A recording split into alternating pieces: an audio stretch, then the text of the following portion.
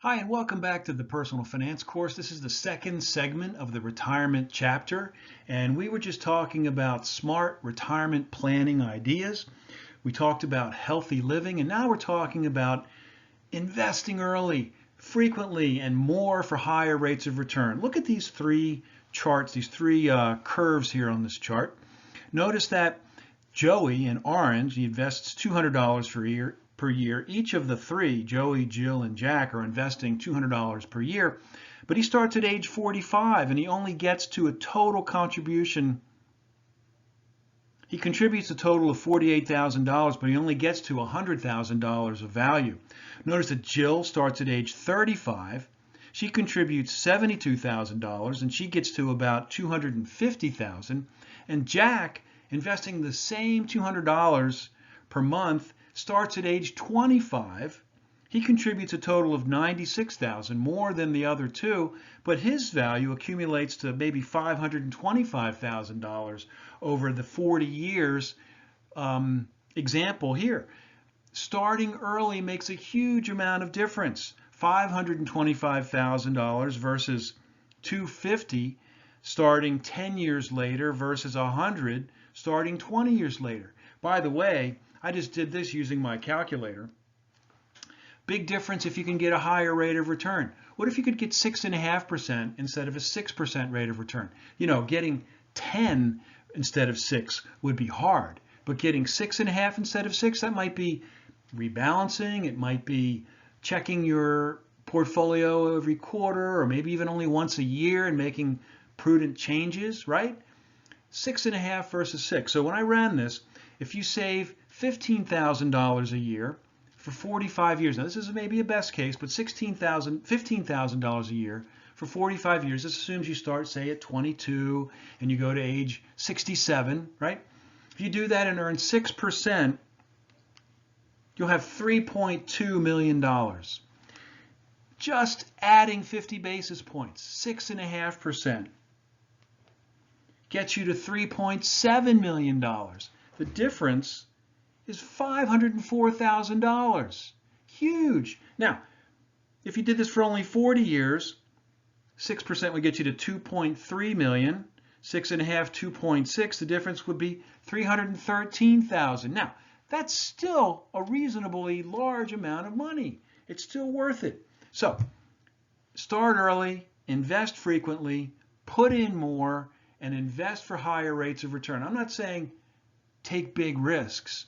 I'm saying evaluate your portfolio, make prudent changes, rebalance, have a bias toward equity, use more equity than bonds, for example, or than debt in your portfolio. As you age, begin to back off the amount of equity. We have a slide later in this chapter that addresses that. So next would be review your situation. What do I want to do when I retire? How do I want to live? Some of you watching this may be college undergraduates or master's degree students from, say, 25 to 40 or so, and you think, well, retirement's a long way away. Why do I care? Think about it. What would you like to be able to do when you retire? One thing I've thought about, and I'm closer to it than the two groups I just mentioned, right, is I want to be able to work less and make more money. I'd like more flexibility. I'd like to be able to play more golf. I'd like to be able to, though, still teach and write and advise clients, provide financial advice to clients. I just like to be able to have a little bit more control and make more money in the time that I'm doing it. I'd like to be able to travel more, visit my children who are now grown, and just have more time and flexibility to be able to do that. Make your personal balance sheet. Look at your assets, your liabilities, look at your debts. Do you have a mortgage still to pay off or a line of credit?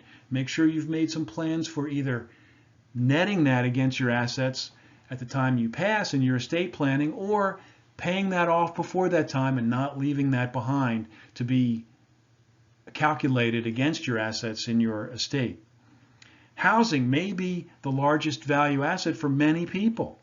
Downsize if you can reduce costs and still live the way you prefer. Where we live, it's hard to downsize because everything that's near where we live costs, it seems, as much as the home that we live in. And so downsizing doesn't seem to bring us all that much benefit to still live near where we live. We'd have to move and change dramatically our geography to take advantage of a downsized move. But it can work for many people. Reverse mortgages. A reverse mortgage is where you take the equity in your home and effectively borrow against it. So you receive a check, instead of paying every month, you receive a check every month. Now, it's lowering the amount of your equity in the home, and you're paying for that administration to receive a regular payment. There might be other better ways to save money to borrow against that equity, maybe a line of credit or something like that. But a reverse mortgage does work to provide regular income when there's equity available in your home. Relocate to a less expensive location. Take advantage of better weather, be near children and grandchildren, pursue your activities and your interests. You know, if you live in the New York area, it might be, or San Francisco, or Marin County, or Chicago, Philadelphia, large cities, Atlanta. It might be less expensive to live in another area and be able to fly and be able to maybe be nearer to children or nearer to activities that you can do that you've always wanted to do more of. Cost of living expenses. Some will go up and some will go down. As you retire, you don't need as much, your wardrobe needs go down. Maybe your travel needs go down. As you retire, some other ones will go up, maybe like medical expenses or something like that. So begin to plan for those too. These are all part of reviewing your situation. Be tax smart. Have a bias for qualified plans, 401k, IRA plans, individual retirement accounts. 403b and 457 are for government or academic workers. Take advantage of the benefit of tax-deferred growth. Here's a great example for you. Two people start working at age 25 and they're investing $12,000 a year, one in a taxable personal account, meaning a non-qualified plan, an investment at Merrill Lynch or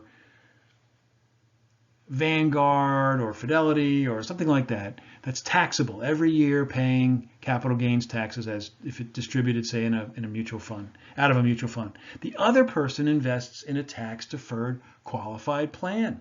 No capital gains taxes every year. At age 65, the difference for these two people is $700,000.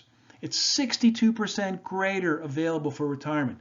It turns out, and you can see this in the slide in the footnote, the total for the person in the taxable account comes to $1,100,000, and for the person in the qualified plan, $1,800,000. That's the 62% greater. Big difference by investing in, having your assets invested in a tax-deferred plan, a qualified plan.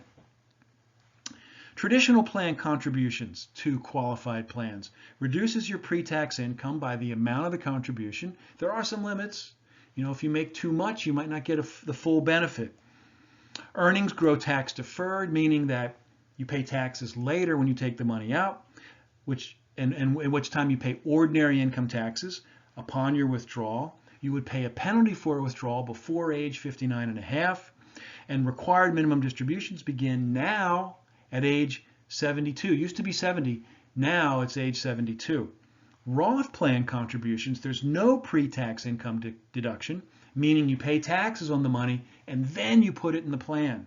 But earnings are not taxed if you keep it in the plan for 5 years and your withdrawal occurs after age 59 and a half. And there's no required minimum distributions, which is another great benefit. So planning for risks. Some of those risks would include insurances like life insurance, long-term care, health, disability if you're still working.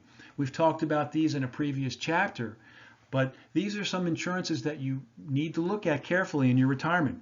Inflation, which reduces your purchasing power over a long retirement. Longevity, you may live longer than you expect. You may outlive your assets and your income.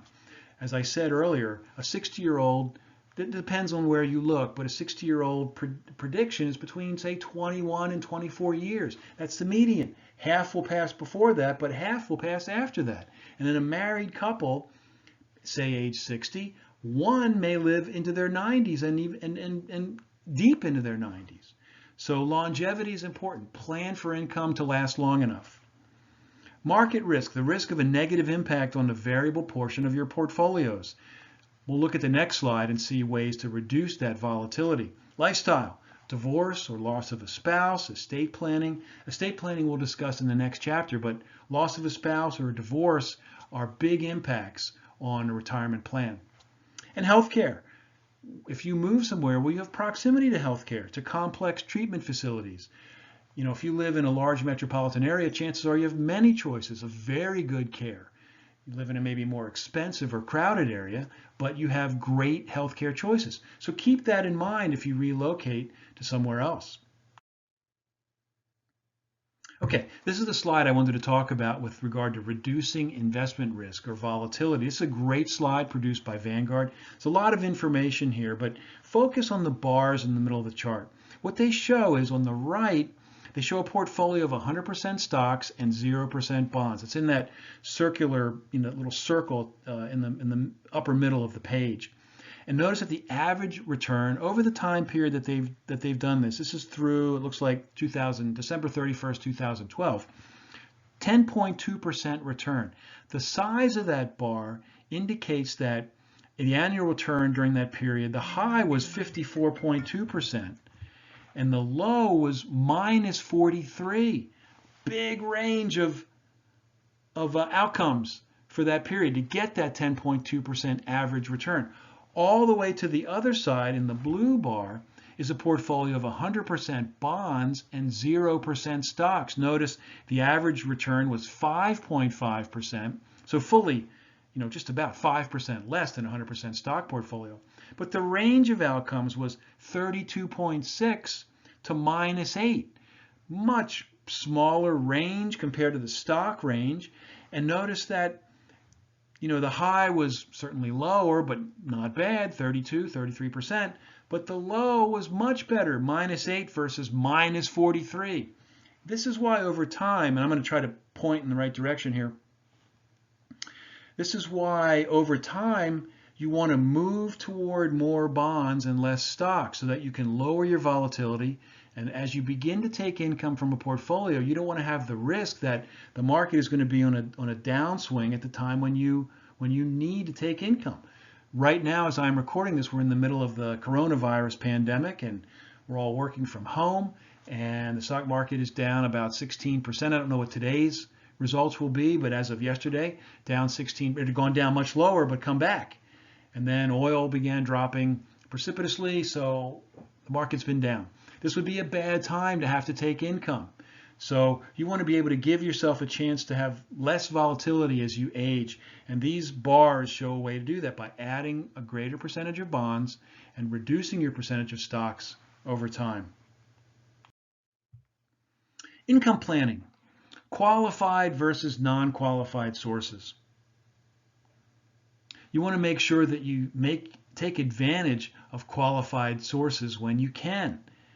Cleaning up old qualified plans can make your life a lot simpler, meaning you can leave your funds in your old employer's plan, you can roll over to a new employer if you're working at a new employer, this is during retirement, roll over to an IRA, an individual retirement account, or cash out, pay taxes, and potential penalties if you're under age 59 and a half. Thinking of defined benefit versus defined contribution sources. You have to think about when to start your income. In a defined benefit plan, you may have some benefits. You may have the opportunity to wait and get more if you wait. In a defined contribution plan, you may have some volatility to consider. So deciding when to start income is an important planning choice. In a defined contribution plan, you're going to want to decide when to take taxes and penalties if those apply. So that's key to think about when to begin taking income from defined benefit and defined contribution plans. Social Security is income without market exposure. A lot of people believe that Social Security should be used for your needs. Cover your needs with Social Security. Regardless of what the market does, it will still pay an amount, and it's adjusted for inflation. So it goes up so slightly with inflation every year. Annuities can be used. Immediate annuities provide income right when the investment's been made. Deferred annuities take a principal payment and then provide an income stream later. Deferred annuities.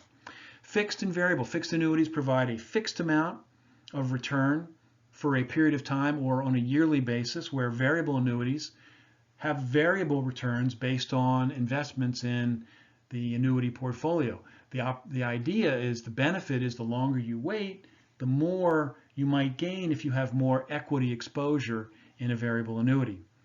There's a difference between withdrawals and annuitization. An annuitization locks in taxes. You get back a portion that's return of principal and a portion that's gain, so there's some taxation.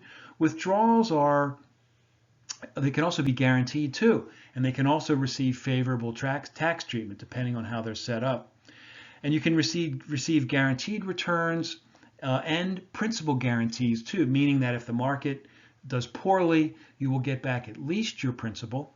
You can get a guaranteed return. The longer often you leave the money in the annuity, the longer you get a return. It's easy for the financial press to claim that annuities are a poor choice because they have high fees. Some do. And however, the industry competes. Annuities compete. If there were a way to provide guarantees and guaranteed rates of return, annuities would do it. But because they compete against each other. But if you want a guarantee of principal, a guaranteed rate of return, maybe even some market exposure to have potential of more income in the future, an annuity can be a great way to do it. And bond and CD ladders can be valuable too. These are ways of, the way you set these up is you start with, say, a 1 year, 2 year, 3 year, 4 year, 5 year. When the 1 year comes due, you buy a 5 year. When the 2 year comes due a year later, you buy another 5 year. So that what you have in the beginning are lower rates of return with the 1, a little bit more with the 2, a little bit more with the 3, a little bit more with the 5. And as they mature and you buy 5s, you are raising the average rate of return across the portfolio, but you're building a portfolio that provides you with liquidity every year. These are called ladders and often used with bonds and CDs. They can be a very good way to provide income and give you liquidity. So this is the end of segment 2 of the retirement chapter of the personal finance course, and we'll see you back for segment 3.